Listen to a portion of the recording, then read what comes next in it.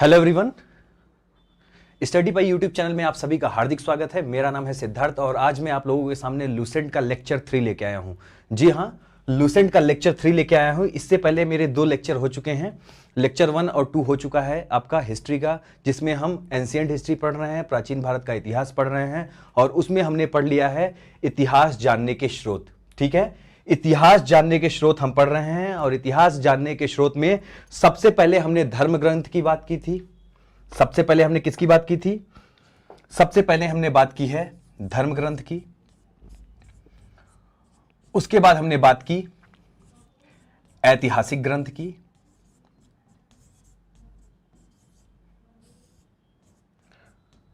इसके बाद है आपका विदेशी यात्रियों का विवरण।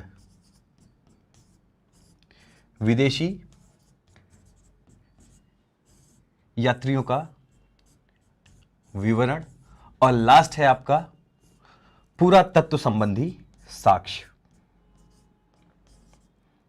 पुरातत्व संबंधी साक्ष्य, इसमें हम अभिलेख और सिक्के वगैरह पढ़ेंगे। ठीक है, तो आप लोगों ने अगर पहला और दूसरा लेक्चर देखा होगा तो उसमें आप लोगों ने देखा होगा कि सबसे पहले हम लोगों ने धर्म ग्रंथ पढ़ा है। धर्म ग्रंथ अच्छे से हम लोगों ने पढ़ा, उसमें सारी चीजें, जितनी भी चीजें मतलब उसमें इंपॉर्टेंट बात है आपका विदेशी यात्री का विवरण। और आज आपका जो लेक्चर 3 होगा, आज का जो लेक्चर 3 है, इसमें हम इसी के बारे में देखने वाले हैं। विदेशी यात्रियों के विवरण के बारे में देखने वाले हैं कि कौन कौन से विदेशी यात्री भारत में आए थे और उन्होंने भारत के बारे में क्या क्या कहा है, वो सारी जानकारी हम यहां पर देखेंगे। तो आज का लेक्चर हम यहां पर स्टार्ट करेंगे और आज का लेक्चर जो होगा उसमें हम, जैसे मैंने आपको पहले ही बताया, हम लोग पढ़ेंगे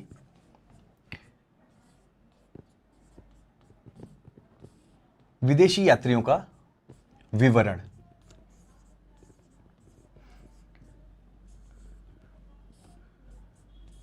विदेशी यात्रियों का विवरण हम पढ़ेंगे, कौन कौन से विदेशी यात्री यहां पर आए थे। ठीक है, तो यहां पर आप लोगों को पता है कि 3 प्रकार के, मैं सबसे पहले यही बताऊंगा आप लोगों को कि कौन कौन से यहां पर विदेशी यात्री आए थे। सबसे पहले आपके देखिए,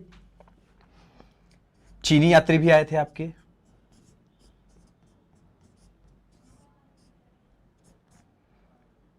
अरबी भी आए थे।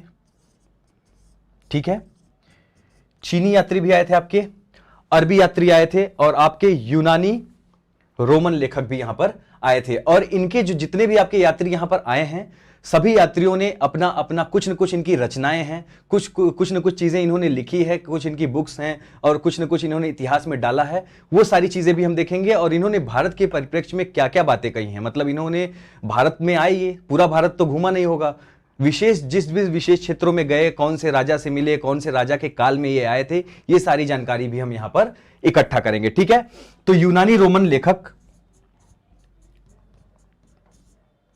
यूनानी रोमन लेखक, तो आप लोग देख रहे हैं कि यहां पर चीनी यात्री आए थे, अरबी यात्री आए थे और यूनानी रोमन लेखक आए थे। यानी इतने लोग यहां पर भारत में आए और उनके बारे में हम बात लिए पढ़ते हैं 4 तरीकों में। पहला था आपका धार्मिक जो ग्रंथ थे उनके बारे में बात हुई, दूसरा था ऐतिहासिक ग्रंथ, तीसरा है आपका विदेशी यात्रियों का विवरण और लास्ट में हम पढ़ेंगे पुरातत्व संबंधी साक्ष्य के बारे में। तो यहां पर आज हम पढ़ने वाले हैं विदेशी यात्रियों का विवरण, कौन कौन से विदेशी यात्री आए, क्या क्या उनकी रचनाएं थी और उसके अलावा उन्होंने कहां कहां पर, मतलब भारत में कहां कहां पर भ्रमण किया और कौन से राज्य के बारे में, कौन से राजा के बारे में क्या क्या बातें कही और कहां पे ये पहुंचे थे, ये सारी जानकारी हम यहां पर देखेंगे। तो सबसे पहले हम बात करेंगे यूनानी रोमन यात्रियों के बारे में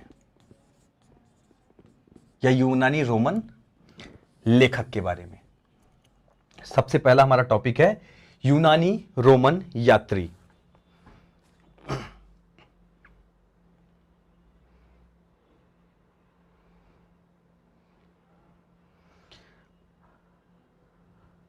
कमेंट करते रहिए आप लोग, जितने लोग वीडियो को देख रहे हैं, वीडियो को लाइक कीजिए और अपने फ्रेंड्स और रिलेटिव्स के साथ जो भी तैयारी करते हैं उनके साथ शेयर कीजिए।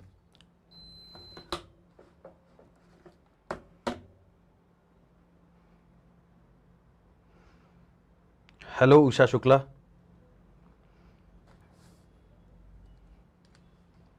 चलिए, यूनानी रोमन लेखक या यूनानी रोमन जो यात्री थे, सबसे पहले हम उसमें बात करेंगे हेरोडोटस के बारे में।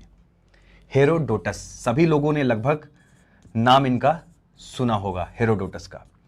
क्यों नाम सुना होगा? नाम इसलिए सुना होगा क्योंकि हेरोडोटस को बोला जाता है इतिहास का पिता। बहुत इंपॉर्टेंट है, इसको याद कर लीजिएगा। हेरोडोटस का क्या बोला जाता है? इतिहास का पिता बोला जाता है। लेकिन सबसे रोचक बात यह है कि इतिहास में इनको इतिहास का पिता तो माना जाता है, लेकिन इनके जितने भी इन्होंने रचनाएं की हैं वो इतनी ज्यादा अतिशयोक्ति पे निर्धारित है कि मतलब उसको कोई अभी तक मतलब ट्रस्ट नहीं कर पाया उस पे। इनकी जितनी भी रचनाएं हैं ना वो अतिशयोक्ति पे मतलब पूरा मतलब हवाई फेंका है इन्होंने, ऐसे समझिए, साधारण शब्दों में समझिए। इन्होंने इतनी ज्यादा अतिशयोक्ति बात की है कि इनके जितनी भी रचनाएं हैं उसको क्या माना जाता है, उनको पूरी तरह से ट्रस्टेड नहीं माना जाता। मतलब ये समझिए कि विश्वास नहीं कर सकते हम उस पर, विश्वास ना करने वाला। और इसी वजह से क्या बोला जाता है इनको कि इनकी जो रचनाएं हैं वो क्या हैं, इनकी सारी रचनाएं अतिशयोक्ति पे पूरा मतलब इनकी रचना अतिशयोक्ति पर निर्भर करती है। लेकिन इनको इतिहास का पिता बोला जाता है क्योंकि इनकी रचनाएं बहुत सारी थी और इन्होंने इतिहास के मामले में काम भी किया है। लेकिन मैं आप लोगों को बता दे रहा हूं कि इनकी जो रचना थी वो विश्वास के लायक नहीं है, क्योंकि इन्होंने बहुत सारी चीजें ऐसी बताई है ना, जैसा मतलब वो सारी चीजें हो ही नहीं सकती हमारी सामान्य जीवन में। ठीक है, तो हेरोडोटस को क्या बोला जाता है? इतिहास का पिता बोला जाता है। और इनके जितनी भी रचनाएं थी उनको हम ट्रस्टेड नहीं मानते पूरी तरह से। ठीक है, और इनकी जो रचना थी, इनकी रचना का नाम है हिस्टोरिका। इनकी रचना का नाम है हिस्टोरिका। तो आप लोग याद कर लेंगे, यहां से दो प्रश्न आपके बन सकते हैं। एक पहला कि इतिहास के पिता या इतिहास के पितामह कौन है, वो है हेरोडोटस। या एक क्वेश्चन आ सकता है कि हेरोडोटस की रचना इनमें से कौन सी है। तो यहां पे आपको याद रखना है कि इनकी जो रचना है उसका नाम है हिस्टोरिका। ठीक है, उसके बाद पहला नंबर आपका ये था। दूसरा नंबर, सिकंदर के साथ भी कुछ लोग आए यहां पर। ठीक है, सिकंदर के साथ भी कुछ लोग यहां पर आए, उनकी बात करते हैं। वही सिकंदर महान, उसमें थे आपके निरयाकस, ओनेसिक्रिटस और ओरेस्टोबुलस। ये तीन लोग कौन आए थे? ये तीनों लोग आए थे सिकंदर के साथ। याद रखिएगा, सिकंदर महान जो था उसी के साथ ये तीनों लोग आए थे। यहां पे मैं लिख दे रहा हूं, ये लोग आए थे सिकंदर के साथ। ये लोग सिकंदर के साथ भारत में आए और यहां पे ये जितने भी यहां पे अभी बात हो रही यूनानी रोमन यात्री, ये सारे के सारे लेखक थे।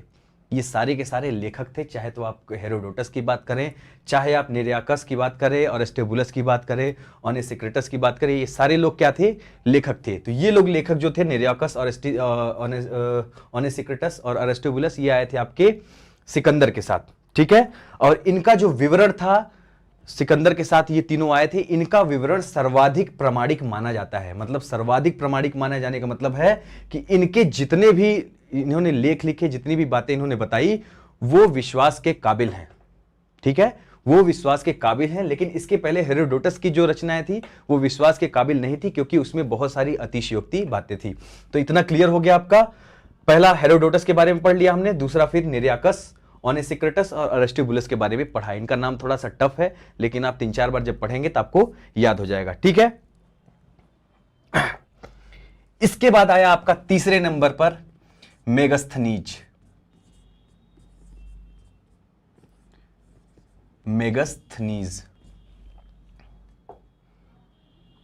मेगस्थनीज कौन था? सबसे पहला इंपॉर्टेंट जो मेगस्थनीज था, यह सेल्यूकस निकेटर का राजदूत था। याद रखिएगा,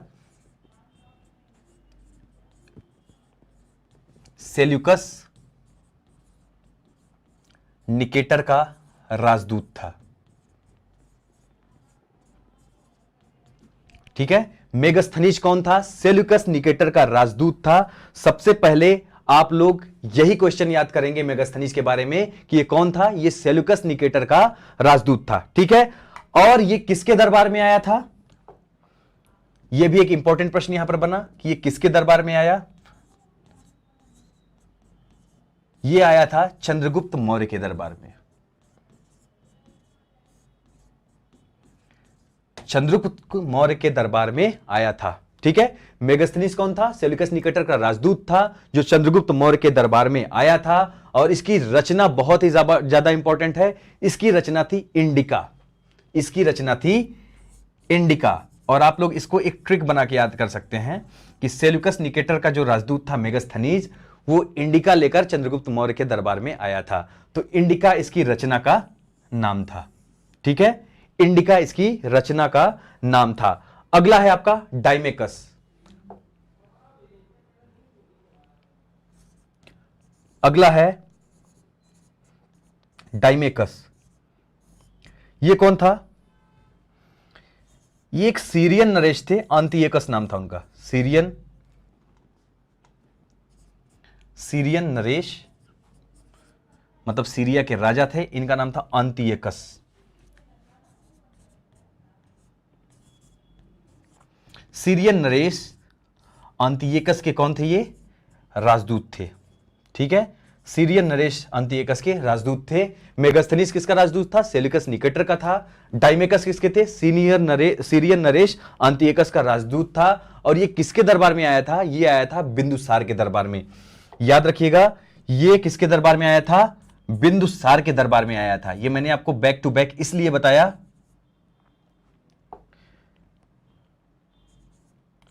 एक सेकंड, इसको मैं अलग जगह से पे लिख देता हूं, यहां पे नहीं समझ में आएगा आप लोगों को। यह आया था बिंदुसार के दरबार में, ठीक है। बिंदुसार के दरबार में यह आया था। इसको मैंने बैक टू बैक इसलिए लिखे। काल में कौन आया था? यहां पर डाइमेकस आया था। और चंद्रगुप्त मौर्य के दरबार में कौन आया था? मेगास्थनीज आया था। तो ये आप लोग कंफ्यूज नहीं होंगे, मेगास्थनीज पहले आया था किसके। चलिए, इतना हो गया। भारत का भूगोल पुस्तक इन्होंने ही लिखी है। किसने? टॉलमी ने। भारत का भूगोल पुस्तक किसने लिखी है? टॉलमी ने लिखी है। ये आप लोग याद कर लेंगे, ठीक है।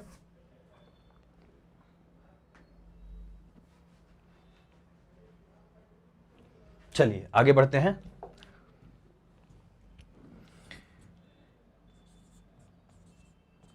इसके बाद बात करेंगे हम डायनोसियस की। किसकी बात करेंगे है? और चीजों को मैं आपको सही ढंग से, उनका नाम, ये जो था ये यात्री था, लेखक था, लेकिन यहां पे मिस्र नरेश टॉलमी फिलाडेल्फस ये क्या थे? राजा थे। में आया था अशोक के दरबार में आया था, ठीक है। अशोक के दरबार में आया था। याद रखिएगा डायनोसियस। इतना क्लियर हो गया? इतना क्लियर हो गया। इसके बाद है 7वां नंबर आपका प्लिनी। प्लिनी के बारे में हम बस इतना याद रखेंगे कि इनकी एक बुक थी जिसका नाम था नेचुरल हिस्ट्री। इनकी बुक का क्या नाम था? नेचुरल हिस्ट्री नामक इन्होंने किताब लिखी थी। और इन्होंने क्या किया? नेचुरल हिस्ट्री भी बोलते हैं और इसको नेचुरल हिस्टोरिका भी बोलते हैं, ठीक है। दोनों चीजें बोलती हैं, नेचुरल हिस्ट्री भी बोलते हैं, इसको नेचुरल हिस्टोरिका भी बोलते हैं। और क्यों बोलते हैं मैंने आपको बताया, क्योंकि प्लिनी का जब भारत आए थे तो इन्होंने क्या किया था, यहां पर इन्होंने जितनी भी प्राकृतिक चीजें थी, प्राकृतिक चीजें जो हमारे आसपास हैं, जैसे आपका पेड़ पौधे हो गए, जीव जंतु हो गए, उसके अलावा आपका नदी तालाब हो गया, वन हो गया, इन सारी चीजों का इन्होंने क्या किया था? गहन अध्ययन किया था। और गहन अध्ययन करने के बाद इन्होंने लिखा था द नेचुरल हिस्ट्री नामक किताब को, ठीक है। तो नेचुरल हिस्ट्री कृति किसकी है? ये है आपके प्लिनी की। प्लिनी की पुस्तक का नाम है नेचुरल हिस्ट्री या नेचुरल हिस्टोरिका। आगे बढ़ें। इसी के साथ ही आपका यूनानी रोमन कंप्लीट हो गए, ठीक है। यूनानी रोमन आपके कंप्लीट हो गए के बाद हम पढ़ेंगे चीनी यात्रियों के बारे में, कि चीनी जो लेखक थे, चीनी यात्री थे, जितने भी यात्री थे ये दरअसल लेखक थे। यहां पे आकर इन्होंने बहुत सारी कृतियों की, बहुत सारी पुस्तकों की अपने रचना की थी। तो चीनी यात्रियों में सबसे पहले हम बात करेंगे फाहियान की। सबसे पहले हम बात करेंगे फाहियान की। पहले नंबर पर कौन है? फाहियान है चीनी यात्रियों में। चीन हमारा पड़ोसी देश है और इसकी वजह से चीन के काफी यहां पर यात्री आए थे, उनके बारे में भी हम एक बार चर्चा कर लेते हैं, ठीक है। तो ये जो आया था, ये आया था चंद्रगुप्त द्वितीय के दरबार में। किसके दरबार में आया था? चंद्रगुप्त में। तो दो चीजें आपके क्लियर हो गई, फाहियान किसके शासनकाल में आया था? चंद्रगुप्त द्वितीय के शासनकाल में आया था, ठीक है। और उस समय किसका काल था? गुप्त काल था, क्योंकि ये चंद्रगुप्त द्वितीय जो थे ये गुप्त शासक थे। इतना क्लियर हो गया, ठीक है।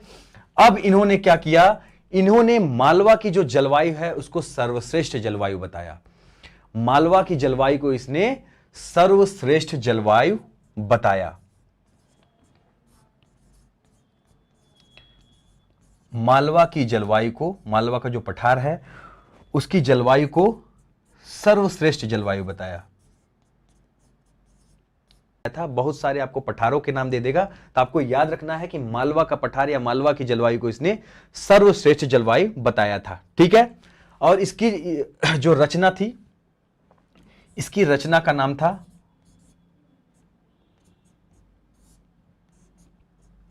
फो वो की, ठीक है। इसकी रचना का नाम था फो वो की। थोड़ा सा अलग टाइप का नाम होता है, चीनी जानते हैं आपकी, थोड़ा अलग लैंग्वेज बोलते हैं, तो उसी में इनका नाम था फो वो की, इनकी पुस्तक का नाम था, ठीक है। इसको सुधार लेंगे, फो क्यों की था, ठीक है। फो क्यों की इसके पुस्तक का नाम था। और एक चीज और याद रखिएगा कि ये कितने वर्ष तक भारत में रहा, तो ये भारत में रहा 14 वर्षों तक। 14 वर्षों तक इसने भारत में मतलब भ्रमण किया, ठीक है। भ्रमण करने के बाद इसने क्या किया कि ये चंद्रगुप्त द्वितीय के दरबार में आया था, ठीक है। और उनके दरबार में आया इसने, और वहां पर उस समय गुप्त शासन था, यानी गुप्त शासक उस समय राज्य कर रहे थे, तो गुप्त काल में आया था ये। और वहां पे मालवा की जलवायु को इसने सर्वश्रेष्ठ जलवायु बताया था। उसके साथ ही इसकी एक रचना थी जिसका नाम है फो क्यों की, और 14 वर्ष तक ये यहां पर रहा था। इतनी चीजें आप लोग याद कर लेंगे। हाँ, चंद्रगुप्त द्वितीय यानी विक्रमादित्य। उज्जैन अगर आप आएंगे, उज्जैन के जो महाकाल है वहां पर अगर आप आएंगे तो वो जो रीजन आता है वो मालवा वाला रीजन ही आता है, ठीक है। तो यहां पर 14 साल तक ये रहा था फाहियान, और यहां पर इन्होंने मालवा की जो जलवायु थी उसको सर्वश्रेष्ठ जलवायु बताया था, क्योंकि मालवा का मौसम रियल में थोड़ा अच्छा होता है, ठीक है। न ज्यादा यहां पर गर्मी पड़ती है, न ज्यादा वहां पर ठंडी पड़ती है, ठीक ठाक मौसम होता है, इसलिए इसने सर्वश्रेष्ठ जलवायु बताया था। तो फाहियान खत्म हो गया। उसके बाद मतलब खत्म होने के बाद मरा नहीं वो, मतलब कि उसका लेक्चर अभी खत्म हो गया। अब हम पढ़ेंगे ह्वेनसांग के बारे में, ठीक है। अब हम पढ़ेंगे ह्वेनसांग के बारे में। आप लोग कमेंट बहुत कम कर रहे हैं।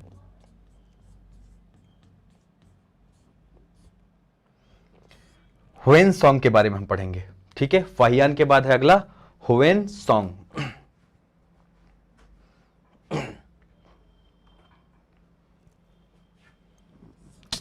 तो ह्वेनसांग कब आया था? ह्वेनसांग आया था हर्षवर्धन के काल में, ठीक है। हर्षवर्धन के काल में आया था ये, ठीक है। और हर्षवर्धन के काल में ये क्यों आया था? ये आया था नालंदा यूनिवर्सिटी में अध्ययन करने। किस लिए आया था ये भी याद रखिएगा, नालंदा यूनिवर्सिटी या विश्वविद्यालय भी आप बोल सकते हैं, नालंदा यूनिवर्सिटी में अध्ययन करने आया था, ठीक है। दो चीजें हो गई आपकी। अब एक चीज और यहां पे याद रखिए कि नालंदा जो विश्वविद्यालय था उसको गिराया किसने था? उसको बख्तियार खिलजी ने गिराया था। अगर क्वेश्चन आए कि इसका विध्वंस किसने किया था, तो बख्तियार खिलजी ने गिराया था। और क्यों गिराया था? क्योंकि वो भारत से आयुर्वेद और संस्कृति को खत्म करना चाहता था, ठीक है। भारत से आयुर्वेद और संस्कृति को खत्म करना चाहता था, और इसी क्रम में उसने बहुत सारी यहाँ से स्मृतियों को खत्म कर दिया, मतलब संस्कृत की जितनी भी। और आज हम बहुत अच्छा का नाम था CU की। ये देखिए अभी जो चल रहा है ना प्राचीन इतिहास आपका, और इसमें प्राचीन इतिहास में कुछ लेक्चर्स आपके जो ऐसे रहते हैं कि जिनको हमको पढ़ने में मन नहीं लगता, लेकिन यहाँ से क्वेश्चन बहुत ही ज़्यादा पूछे जाते हैं। और जब यहाँ से क्वेश्चन आते हैं ना तो बहुत सीधे सीधे क्वेश्चन आते हैं। अगर आप थोड़ा सा भी पढ़ लेंगे ना तो ये चीज़ें आपकी क्लियर हो जाएंगी। तो इनको बहुत ध्यान से पढ़ेंगे, मन नहीं लगेगा, किसी का मन नहीं लगता है पढ़ने में, लेकिन पढ़ना पड़ता है, बहुत ज़रूरी हो जाता है पढ़ना, क्योंकि बिना पढ़े हमको करियर बनाना है अपना, तो हमको पढ़ना ही पड़ेगा। तो इसलिए पढ़ाई पर विशेष ध्यान लगाइए। तो यहाँ पर इसकी जो रचना थी उसका नाम था CU की। क्लियर हो गया? क्लियर हो गया? अब देखिए एक चीज और यहां पर छूट रही है। जब नालंदा यूनिवर्सिटी में पढ़ने आया था जब नालंदा यूनिवर्सिटी में ह्वेनसांग पढ़ने आया था तो यहाँ के कुलपति कौन थे? कुलपति मतलब वहाँ के जो प्रिंसिपल होते हैं, एचओडी होते हैं, वो थे आचार्य शीलभद्र। ठीक है, वो कौन थे? आचार्य शीलभद्र। ये कौन थे? ये कुलपति थे। ठीक है, आज भी विश्वविद्यालय में कुलपति होते हैं, तो कुलपति के कौन था? आचार्य शीलभद्र उस समय नालंदा यूनिवर्सिटी के कुलपति थे। ठीक है, आगे बढ़ते हैं।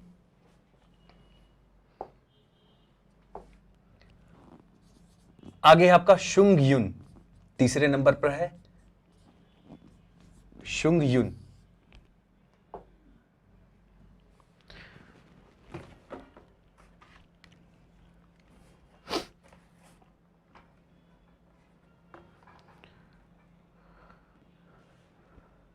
चलिए अगले नंबर पर कौन है? शुंग युन। और शुंग युन ने क्या बताया था? शुंग युन ने बंगाल के बारे में बताया था और बिहार के बारे में। किसके बारे में बताया था? बंगाल के बारे में बताया था और बिहार के बारे में। मतलब इसने बंगाल बिहार पर अध्ययन किया था और बंगाल बिहार पर अध्ययन करके इसने क्या वहां की कैसी स्थिति बताई? वहां की आर्थिक, राजनीतिक और सामाजिक स्थिति पर प्रकाश डाला था। ठीक है, आर्थिक, राजनीतिक और सामाजिक स्थिति पर प्रकाश डाला था। यानी इसने बताया था कि उस समय की राजनीतिक, आर्थिक और सामाजिक स्थिति कैसी थी आपके बंगाल और बिहार की। ठीक है, और बंगाल बिहार आगे चलकर जब आप आधुनिक इतिहास में पहुंचेंगे तो आप देखेंगे कि ये बहुत बड़ा हब बन जाता है भारत के लिए और अंग्रेज यहाँ पर कई सौ सालों तक यहाँ पर शासन करते हैं। वो सारी चीजें हम बाद में देखेंगे। तो शुंग युन का क्या काम था? ये बंगाल और बिहार में आया था, आर्थिक, राजनीतिक और सामाजिक स्थिति पर यहाँ के इसने प्रकाश डाला था। ठीक है, और अगला आया था आपका इत्सिंग। चौथे नंबर पर आपका था इत्सिंग। और इत्सिंग ने क्या किया था? ये सिर्फ नालंदा यूनिवर्सिटी में अध्ययनरत रहा। नालंदा यूनिवर्सिटी में अध्ययनरत रहा, मतलब वहां पे पढ़ाई की इसने। बस इसके बारे में इतना ही जानिए। ठीक है,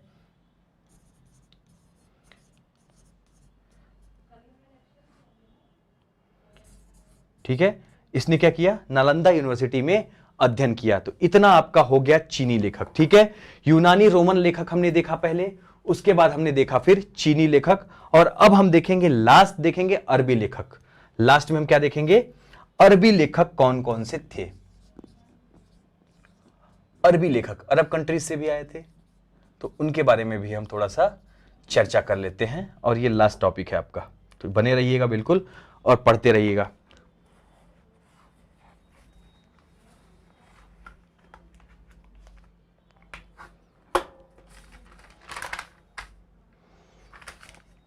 चलिए आगे,